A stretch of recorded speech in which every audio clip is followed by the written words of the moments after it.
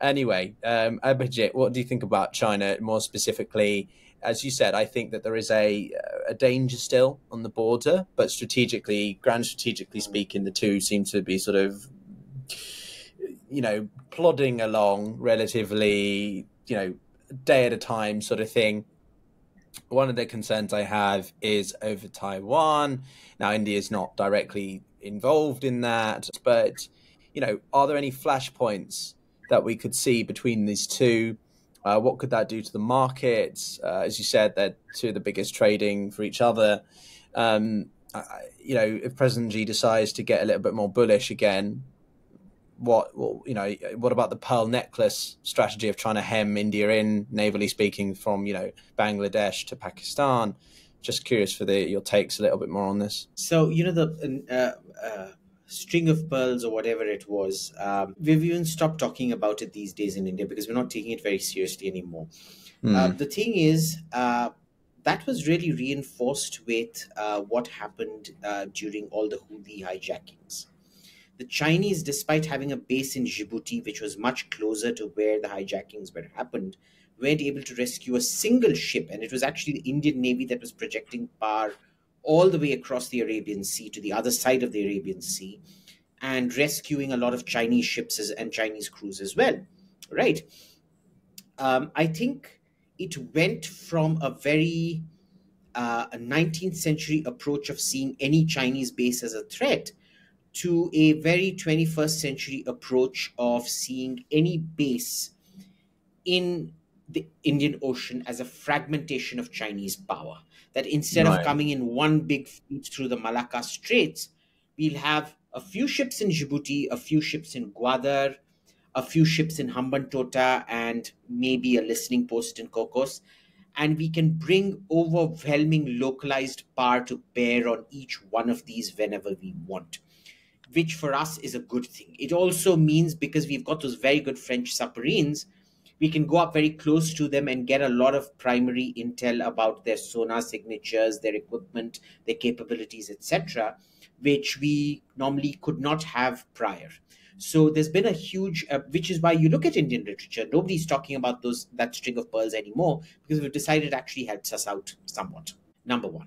Number two, with Taiwan, we're fairly clear about this in India. We won't come to the aid of Taiwan militarily, but we will supply Taiwan with whatever it needs. In many ways, we don't want to get involved in the Ukraine theater, but whatever support role America needs us to play with Taiwan, that will be done. Staging posts, supplies, equipment, what Taiwan wants, Taiwan gets.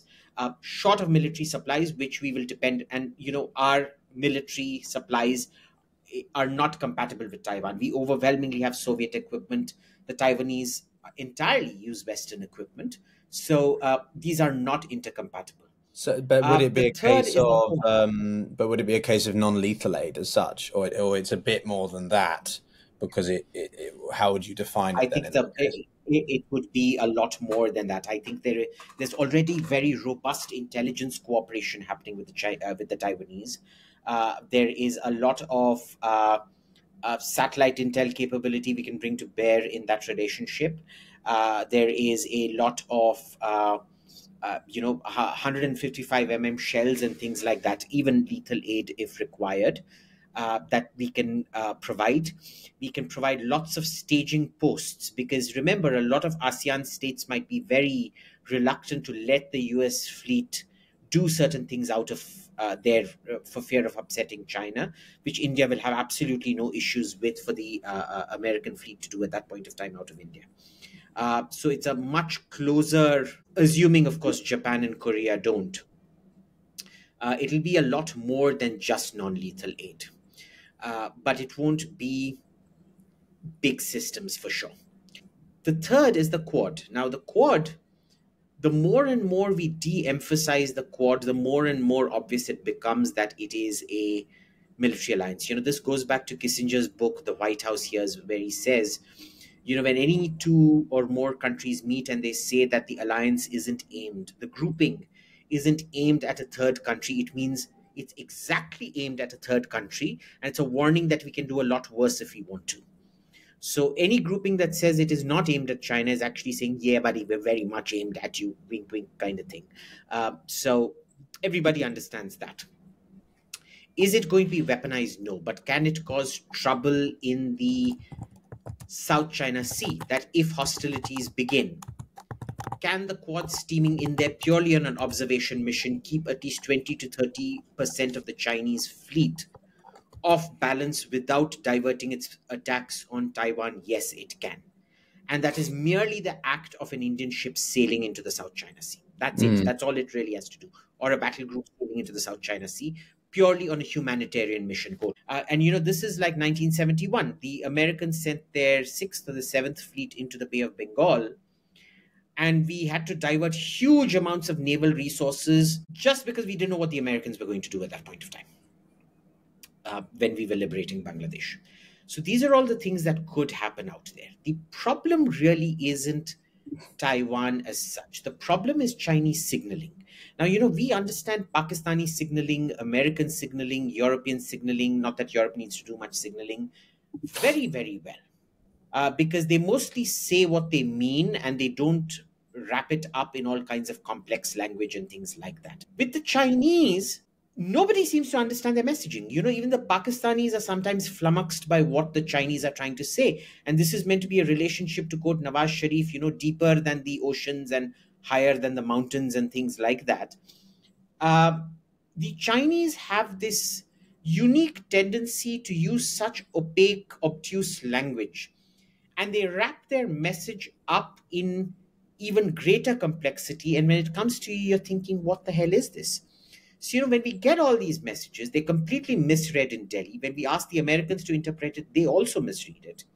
And then 2-3 years down the line, every time I rock up in Beijing and go to my friends who were strictly talking off the record, because on the record, they will repeat the same line, which we're going, what? Off the record, they'll tell me, oh, this is what we were trying to convey. And it was such a simple message. Why didn't you just say that? Well, we thought you'd understand it better if we put it like this. Like, it's literally, if you want to say, hold your ear, all I have to do is, indicate to you, imagine audio isn't working, and I just do this. I'm telling you, hold your ear. But if I did something like, what exactly am I trying to convey out here? Am I trying to convey that I'm going to slap you at the back of your head, that I'm going to strangulate you? I mean, what? This is what the Chinese do. And nobody in India actually wants to say that, and this is a big Indian failing. No Indian wants to say, we don't understand what the Chinese are saying. Can you please speak simply? Because in India, once you reach a government position, you're meant to be the all-knowing, all-seeing eye. The words I don't know don't exist in the Indian government or public lexicon. So we all pretend to be very knowledgeable about Chinese signaling, and that is where the real danger lies. Because first, we don't know what kind of signaling leads to a hot situation. And in a hot situation, we don't know what kind of signaling or language leads to nuclear escalation. I'm inclined to agree. I think that there has been a realization about the lack of crisis communications that the Chinese have. Think back to the spy balloon last year in March, April, when that was causing Americans to go nuts. But what was worse was the fact that there is no direct communique between the PLA and the US military, and worse still, that there doesn't seem to be a full understanding of sort of how much independent command does the PLA have aside from the Standing Committee and the CCP, right? It's very centralized, which is not surprising in some ways, but equally is still disconcerting because it means you don't know ultimately who is making those decisions and whether or not Xi is fully involved in those strategical decisions.